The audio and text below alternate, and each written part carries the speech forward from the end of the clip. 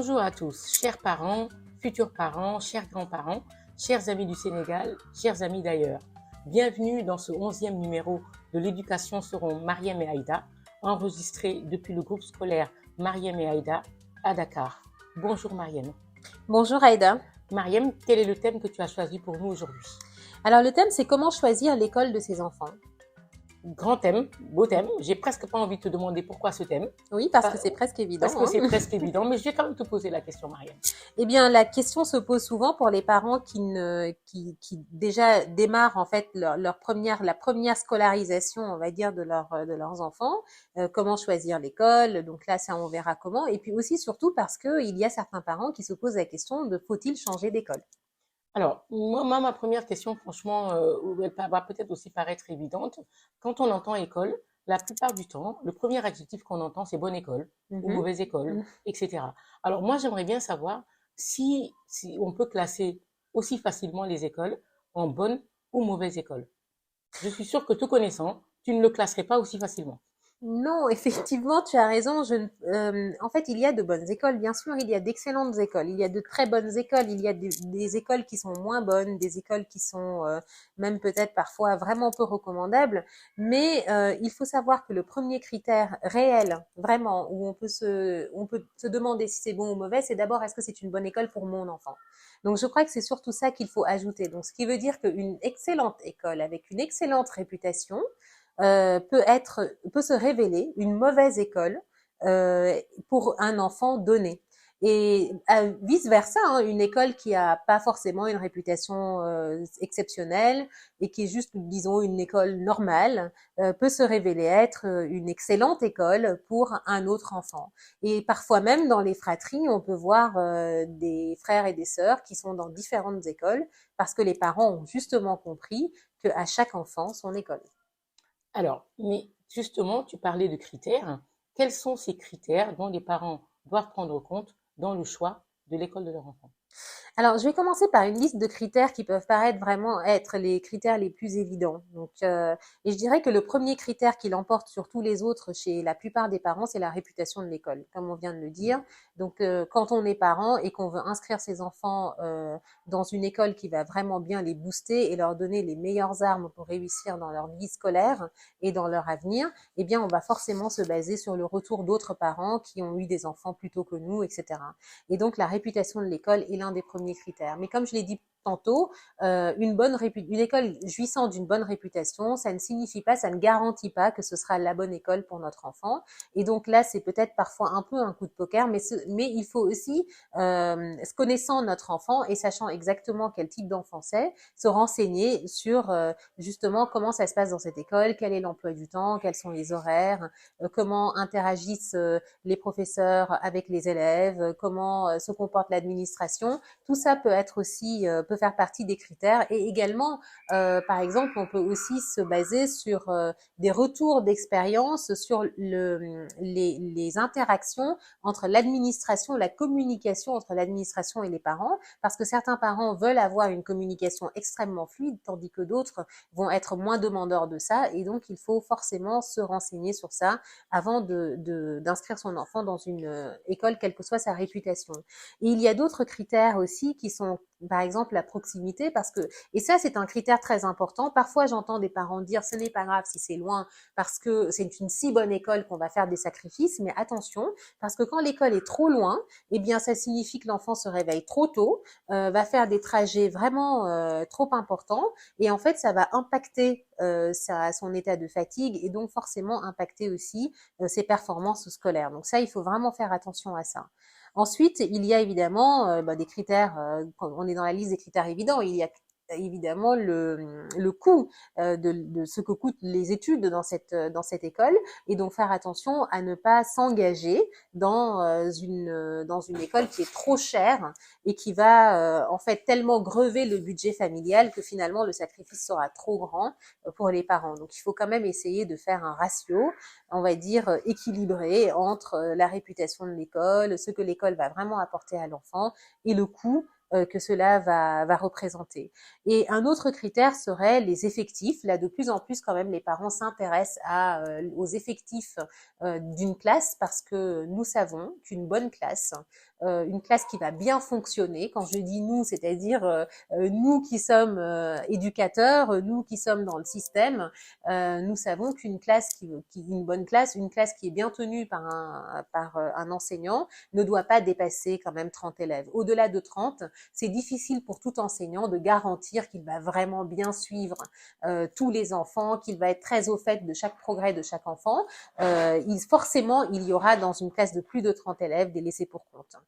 Et enfin, je dirais que le dernier critère, qui est peut-être un critère qui n'est pas très privilégié de prime abord, eh bien, ce serait les besoins de l'enfant, à savoir que si on a un enfant qui a des besoins spécifiques, à savoir, par exemple, l'enfant peut souffrir de troubles tels que des troubles comment dire, du comportement, des troubles de l'attention, des troubles de concentration, ou encore des troubles 10, hein, ça peut être la dysorthographie, la dysgraphie, la dyslexie. Eh bien, ces troubles-là, il faut savoir, est-ce que dans cette école, ça peut être vraiment pris en charge? Et on peut aussi avoir des enfants qui ne souffrent pas d'un trouble tout à fait établi, mais qui sont par exemple hypersensibles. Et là, on va effectivement préférer des écoles où il y a peut-être moins d'effectifs et plus d'attention apportée à chaque enfant. Alors, je vais m'arrêter un peu quand même sur la réputation, parce que on sait que il y a des écoles qui existent depuis très longtemps, hein, depuis des années, plusieurs dizaines d'années, etc. Et ces écoles-là ont une réputation, disons, établie, qu'on personne ne remet vraiment en cause. Mais pourtant, j'ai l'impression que parfois les parents ne se posent pas la question de savoir si ça c'est vraiment resté, ça a vraiment la même qualité, que Mmh. tout est au même niveau. Est-ce que ce n'est pas seulement une réputation qui se perpétue sans une raison véritable? Doit-on uniquement se baser sur ces réputations-là pour en fait amener son enfant dans une école? Non, certainement non, hein. Il faut vraiment se référer à tous les critères que j'ai pu citer. Et puis aussi, c'est-à-dire, la réputation, c'est une bonne chose parce que ça signifie quand même qu'il y a un fond, il y a des fondations qui sont assez solides dans les écoles, mais il ne faut pas oublier aussi que les générations se succèdent, hein, dans les écoles, que ce ne sont pas forcément toujours les mêmes professeurs, ce ne sont pas toujours la même, Certainement pas même. voilà, ce n'est pas la même administration, mais en revanche, quand même, les administrations précédentes laissent tout de même certaines valeurs et une certaine fondation. Mais comme je le dis, la réputation ne fait pas tout. Il faut quand même se poser la question, est-ce que c'est la bonne école pour mon enfant? Parce que même, il y a des parents qui vont forcément amener leurs enfants dans l'école qu'ils ont fréquentée eux-mêmes, parce qu'ils en ont fait l'expérience de l'intérieur et qu'ils ne veulent pas que leur enfant aille ailleurs que là où ils ont été. Mais souvent, ils se rendent compte que l'école qu'ils ont connue n'est plus celle où se trouve leur enfant. Et c'est normal aussi parce que les temps changent, hein, aussi. Et par exemple, la discipline que eux, ils ont pu connaître à cette époque-là n'est pas la même. Et parfois, je Tout prends simplement parce que c'est pas applicable de la même façon déjà. voilà aussi. Et Mhm. puis, je prends l'exemple des écoles qui sont connues pour donner énormément de devoirs, par exemple, hein. Et on sait que il fut un temps, la pédagogie, c'était ça, hein. C'est-à-dire qu'une école sérieuse, c'était nécessairement une école qui donnait beaucoup de devoirs. Et donc, l'enfant n'avait pas vraiment de temps quand il rentrait à la maison pour faire autre chose que travailler. Et c'était extrêmement valorisé il y a 30 Alors que cette ans, tendance a 35 ans. changé. Et cette tendance a beaucoup changé. Aujourd'hui, on est plus dans une tendance d'allègement vraiment des devoirs, parce qu'on se rend compte que ce n'est pas, en fait, beaucoup d'études ont permis d'établir que ce n'est pas parce que l'enfant est noyé sous les devoirs qu'il va beaucoup mieux performer plus tard. Et qu'en réalité, 95% des apprentissages doivent quand même être faits à l'école, et on ne doit pas obliger les familles à justement Jouer le rôle. jouer voilà ce rôle, parce que Mhm. donner beaucoup de devoirs, c'est vraiment obliger les Absolument. parents à être là, surveiller l'enfant, ou payer encore quelqu'un pour le faire. Être des enseignants eux-mêmes ou augmenter leur charge. Exactement, Oui, et ça tout fait à fait. trop d'intervenants pour un seul enfant, Tout ça à fait fait. beaucoup de cloches pour le même enfant, ça peut être vraiment très confusionnel pour les enfants, pour certains enfants, pas pour tous, et du coup, ça va augmenter aussi le temps de travail global, alors que les enfants doivent avoir on va dire, un emploi du temps un peu équilibré entre les temps de repos, les temps de jeu, les temps de détente, les temps familiaux aussi, et aussi, on est dans un monde où les deux parents travaillent aujourd'hui, donc les enfants ne rentrent pas à la maison vers un papa ou une maman qui travaille pas, qui peut les aider. Donc, ils rentrent souvent dans des maisons où les parents sont encore au travail, et donc, et ça peut déséquilibrer en fait la famille, on va dire, de noyer les enfants sous les devoirs. Donc, en tout cas, ce n'est pas un critère de sérieux que d'avoir beaucoup de devoirs. Voilà. Alors, tous les critères que tu m'as cités, dont tu viens de nous parler, me paraissent être des critères évidents, comme tu l'as dit toi-même d'ailleurs, hein. Donc, ça voudrait peut-être dire qu'il y a des critères un peu moins évidents euh, dont on peut, sur lesquels les parents peuvent s'appuyer dans le choix de l'école Mhm. de leur enfant. Critères qui m'intéressent tout Et quels sont ces particulièrement. critères? Eh bien, par exemple, on peut s'intéresser à la pédagogie qui est appliquée par l'école. C'est vrai que souvent, en tant que parent un peu profane face au système éducatif, on peut ne pas forcément aller demander quel type de pédagogie on déroule, parce qu'on peut aussi penser que c'est la même pédagogie partout, mais pas du tout, parce que en fait, d'une école à l'autre, il y a une certaine, on va dire, il y a une politique en fait en matière de pédagogie. Donc il y a par exemple aujourd'hui la pédagogie qui est en train de beaucoup se développer dans des pays comme le Canada par exemple, c'est la pédagogie qu'on appelle la pédagogie positive. Pourquoi positive? Parce qu'en fait c'est une pédagogie qui va beaucoup valoriser l'enfant, qui va mettre en avant plutôt ses succès plutôt que ses manquements. C'est aussi une pédagogie qui va beaucoup s'appuyer sur l'expérience de l'enfant et sur sa participation à son propre apprentissage et pas uniquement sur un enfant attentiste qui est là et qui s'assoit et qui absorbe tout simplement ce que dit le prof et qui est censé le restituer exactement pareil sans y mettre son grain de sel. Et donc c'est important de demander quel type d'activité et de devoir on va demander aux enfants parce que par exemple si on demande souvent des exposés aux enfants, eh bien c'est plutôt une très bonne chose parce que ça signifie qu'on apprend aux enfants à travailler en équipe, à faire des recherches, à comment dire restituer et aussi à prendre la parole en public puisqu'un exposé se défend à l'oral. Et tout ça, ce sont des qualités qui vont être développées et qui vont et beaucoup lui servir dans le reste de la scolarité. On peut également valoriser le fait que dans certaines écoles, on mette en avant comment dire, les sciences, l'art. Et donc, c'est-à-dire qu'on va pas seulement se cantonner au programme, mais on va également ajouter des choses qui vont permettre, en fait, des matières et des activités qui vont permettre à l'enfant d'aiguiser sa curiosité Élargir son intellectuelle, horizon. d'élargir ses Mhm, horizons, de mhm, s'intéresser à beaucoup plus de choses mhm. que ce qui est stricto sensu dans le curriculum et dans le programme qui est établi par le ministère de l'Éducation nationale.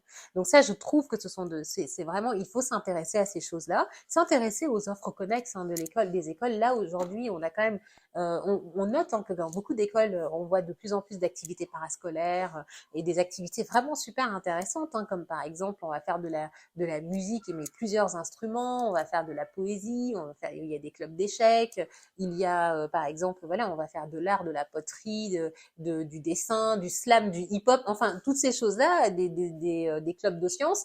Et donc, avoir aussi cette offre-là dans l'école, ça permet aussi aux enfants de dédramatiser l'école. Donc, l'école, c'est pas uniquement Absolument. le lieu où on va apprendre, être jugé, être évalué et éventuellement être puni et être critiqué, mais ça va aussi être un lieu où on va aller débusquer des talents, où on va aller valoriser l'enfant à travers ce qui est bien chez lui, en fait, ce qui fait de lui une personne à part, une Et qui lui personne permet de vivre unique. avec son temps. Exactement, Mhm, voilà. Et puis, donc ça, ce sont vraiment des critères mhm. parfaits, je trouve, à prendre en compte. Absolument. Alors, choisir une école, ce n'est pas seulement, c'est vrai, on peut choisir l'école maternelle de son enfant parce il est tout petit, il a 2 ans, il va aller en très petite section de maternelle ou en mini section comme on l'appelle dans certaines écoles. Mais c'est aussi, ça peut aussi impliquer un changement d'école. Et donc, dans ce cas-là, évidemment, il y a, j'imagine, d'autres critères, d'autres motifs, des choses qui te tiennent beaucoup à cœur. Je sais que en tant que directrice d'école, des parents sont souvent étonnés quand qu'ils viennent vers toi pour te dire qu'ils veulent changer leur enfant d'école et que tu leur dis non, je vous le déconseille. Mhm. Tu ne veux même pas les prendre chez toi et les parents sont souvent surpris que tu ne veuilles pas les accueillir dans le groupe Mariam et Aïda. Pas que tu ne veuilles pas que l'enfant ne soit pas bien parce que tu penses que ce n'est pas le bon moment. Mm. Explique-moi, Mariam, qu'est-ce qui peut motiver un changement d'école? En général, les parents veulent changer d'école parce qu'ils notent que les enfants, enfin l'enfant n'a pas de bonnes notes d'abord, Ensuite, ça peut être aussi parce que l'enfant manifeste un certain mal-être. Ça peut être aussi parce qu'il y a un conflit entre eux et l'administration de l'école ou le professeur de l'enfant ou voilà l'enseignant de l'enfant. Ou parfois aussi parce qu'ils se rendent compte qu'il y a trop d'effectifs dans la classe de l'enfant et c'est très, en fait, ça n'aide pas du tout leur enfant, au contraire. Et puis, bon, parfois aussi parce qu'il y a eu un mauvais traitement.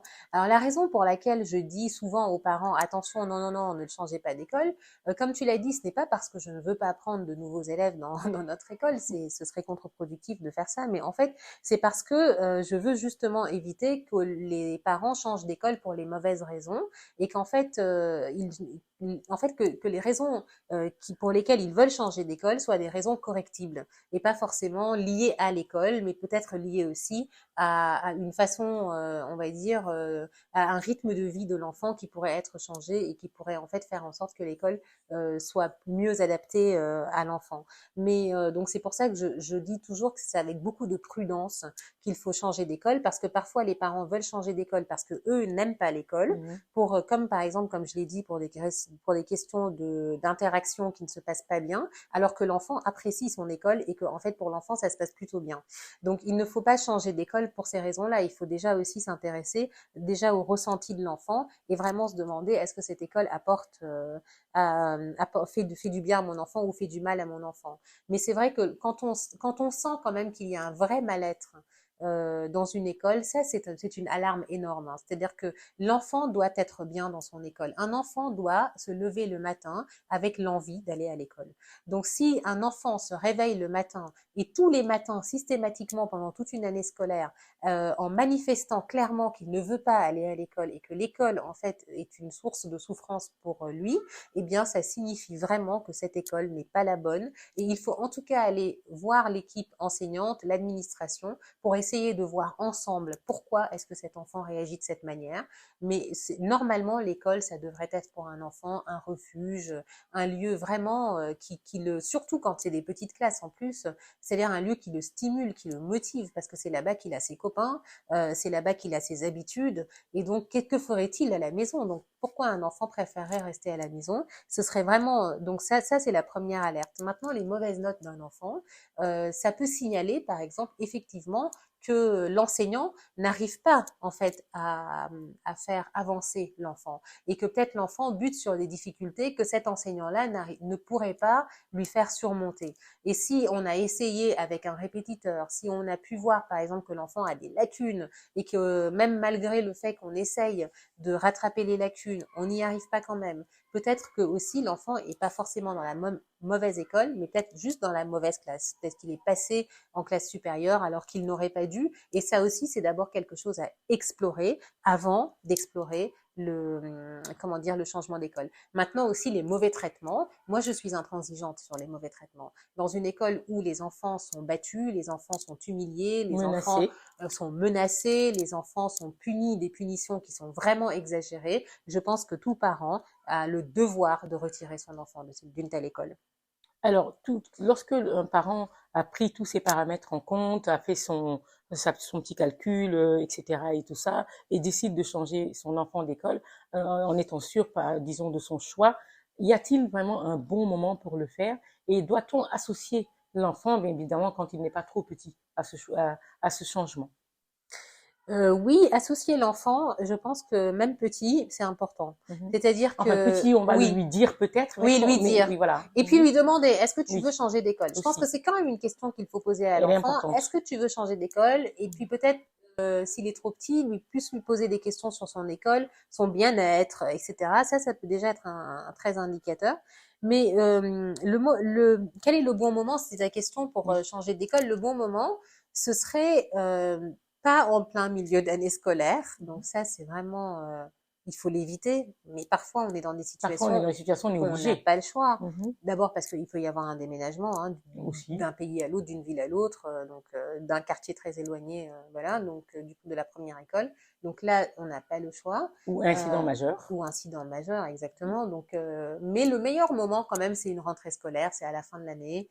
C'est commencer avec tout le monde parce que déjà c'est compliqué pour un enfant D'intégrer. mais voilà, d'intégrer une nouvelle école, de se retrouver avec des personnes qu'on connaît pas, nouvelles habitudes, nouvel emploi du temps, nouveaux profs, nouvelles règles d'école. Donc je crois que le faire en arrivant après que tout le monde soit arrivé, que tous les groupes aient été constitués, etc., ça peut être 10 fois plus difficile pour l'enfant que s'il arrive en fait en tout début d'année où potentiellement il y a d'autres nouveaux et donc forcément c'est un petit peu plus facile. Donc même quand on se rend compte que c'est maintenant, sauf si le changement intervient dans le premier trimestre de l'année scolaire, ça peut être un petit peu moins grave que si on a carrément dépassé le premier trimestre. Très bien, Mariem. Alors, est-il normal, Mariem, que certains parents disent qu'une école est bonne quand d'autres parents pensent le contraire? Oui, puisque en fait, c'est encore une fois une question qui dépend beaucoup et de l'enfant et du parent lui-même et des attentes, parce que les parents n'ont pas les mêmes attentes. Voilà, il y a des parents, comme je l'ai dit tout à l'heure, qui vraiment ne vont poser aucune question à l'école. C'est-à-dire qu'ils sont déjà contents d'avoir un endroit où ils peuvent amener leurs enfants le matin, les récupérer le soir. Voilà, ils voient que l'enfant a des devoirs, que l'enfant avance. S'il est en classe de CP, il est en train d'apprendre à lire, tout va bien. Ils se posent pas de questions. Et il y a d'autres parents qui sont vraiment beaucoup plus pointilleux. Et je ne valorise pas Oui, voilà, ni je l'un ni valorise l'autre, oui. ni l'un ni l'autre. Mhm, Je décris juste deux types de parents. mhm. Il y a des parents plus pointilleux qui ont besoin, eux, de savoir exactement ce qui se passe Non, d'autant dans plus que le... les premiers parents dont tu as parlé, il y a des parents qui, du moment que, en tout cas pour eux, l'école elle est bonne et qu'ils ont confiance, Voilà. ils vont juste, Ils vont, voilà, ils laissent voilà, faire. ils laissent faire. Voilà, ils font confiance, ils laissent faire. Voilà. C'est assez confortable d'ailleurs Tout à pour une fait, équipe pédagogique tout à d'avoir fait. des parents qui sont relativement en confiance, qui posent pas trop de questions. Mais d'un autre côté, c'est bien d'avoir des Des parents retours, exigeants oui, bien parce que sûr, les parents exigeants nous poussent à être encore meilleurs. absolument. Voilà, si un parent nous dit ah mais j'ai remarqué que son cahier il y a trop de ratures, il faudrait vraiment que l'enseignant fasse un peu plus attention à la tenue des cahiers, mais c'est quelque chose qui est extrêmement important à Absolument. entendre. Ou alors le fait de dire par exemple que la communication n'est pas forcément claire, etc. Ça, ce sont des retours qui sont très, très importants parce que ça nous permet, l'école avance avec les parents. Donc, il faut qu'il y ait des parents, donc c'est pour ça même qu'il y a des parents délégués, qu'il y ait des parents qui vont justement faire des retours. Et ça, c'est d'une importance vraiment capitale. Et je pense que oui, c'est pour ça que certains parents vont se sentir frustrés parce que l'école ne leur apporte pas ce qu'ils attendent. En termes parfois de communication, souvent c'est un problème de communication, et d'autres vont juste être contents de voir leur enfant avancer. Et certains parents vont voir que leur enfant a de grosses difficultés et vont se dire que c'est de la faute de leur enfant, tandis que d'autres vont se dire que c'est de la faute de l'école. Donc forcément, alors ces deux types de parents vont avoir Bien sûr. voilà, vont avoir une approche différente et une description différente de l'école. Donc il n'y a en fait, c'est difficile de dire objectivement telle école est une bonne école. Mhm. Il n'y a, enfin, parce que les critères des uns et des autres diffèrent totalement. Certains vont se référer uniquement, par exemple, aux résultats, aux examens. Par exemple, l'école fait 100%, donc c'est indéniable, c'est une excellente école. Et pourtant, ce n'est pas forcément Pas indéniable, puisque forcément. l'école, comme je l'ai dit, ce n'est pas seulement les résultats scolaires, c'est aussi le bien-être. Mhm. Donc en fait, une école où les enfants sont poussés à bout et bon, évidemment, ils font 100%, mais derrière, on les écoute pas tellement, ils sont un peu laminés, ils ne se sentent pas à l'aise à l'école, ils sont pas bien dans leur école. Mais se sentent obligés. Exactement, c'est Voilà, pas forcément la meilleure des écoles, mais là encore, je suis subjective puisque je me base sur des critères qui me sont propres. tout à fait. Alors, moi, j'ai eu mes réponses. Peut-être qu'il y a des questions que j'ai pas posées, mais y a-t-il quelque chose que je devrais savoir et que je ne sais pas et que je crois savoir? Alors, il faudrait que je sois dans ta tête pour savoir exactement ce que tu crois savoir et que tu ne sais pas. Mais en tout cas, à ceux qui nous écoutent jeudi, si nous n'avons pas répondu à toutes les questions que vous vous posez, parce que sur cette question très particulière et très épineuse du choix de l'école, il y a beaucoup de questions forcément, Beaucoup. beaucoup de cas très particuliers. Donc, n'hésitez pas à faire des commentaires, n'hésitez pas à nous poser vos questions. On va répondre au meilleur de nos connaissances, hein, parce que parfois, ce n'est pas forcément évident d'apporter apporter une réponse franche et définitive. Souvent, parfois, on vient me dire, alors, qu'est-ce que vous pensez de telle école? Et moi, je ne peux pas dire ce que je pense de telle école, parce que d'abord, j'ai pas d'enfants inscrits dans cette école, je ne suis pas assise dans les salles de classe de cette école, donc je ne peux pas me prononcer véritablement sur une école. Donc, c'est parfois, comme j'ai dit tout à l'heure, un peu une loterie aussi, parce qu'on ne sait pas ce que ça va donner et quel sera le voyage de notre enfant dans cette école. Donc, n'hésitez pas à commenter, liker, partager et poser des questions.